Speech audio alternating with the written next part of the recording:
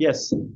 Based on discussions that I had with our minister and our CEO, I made recommendation that we defer the dismantling of the bridge because there were a number of complaints from the community in us removing the bridge structure and diverting traffic through the Carib Reserve, right? There was an issue there. And so we said, let's build as much of the bridge as we can on land and transport it to Punta Gorda so that we could minimize the amount of time for the closure of the structure.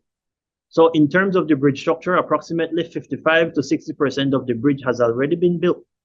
And it's located at mile 12 on the Philip Wilson Highway, and it's just for us to transport it to PG and assemble it. If you have noticed, last week we installed the barge that will be used for light vehicles to traverse between Cattle Landing and Punta Gorda. And we have also constructed a temporary pedestrian bridge to accommodate pedestrians as well.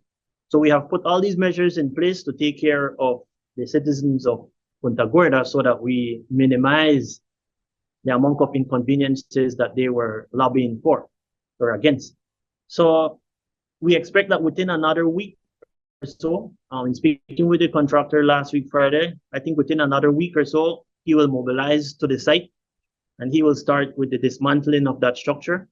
And at that point in time, I will put out another press release that light vehicles only will utilize the barge that we have installed, and all heavy vehicles will have to utilize the Carib Reserve Road to enter and exit Punta Gorda Town.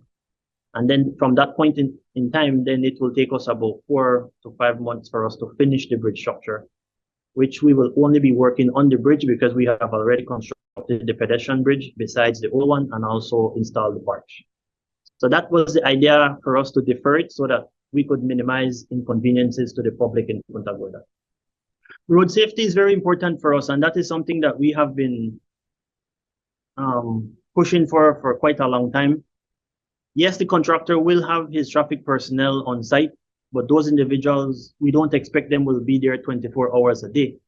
And so the general public has to be cognizant of the fact that we have a construction activity going there.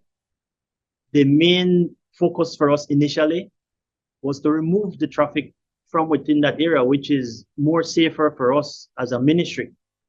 But by doing that, we created another issue whereby you guys were complaining that you can't cross the bridge. So it's like you want your cake and you want to eat it too, right? So we're trying our best to accommodate the movement of traffic within the town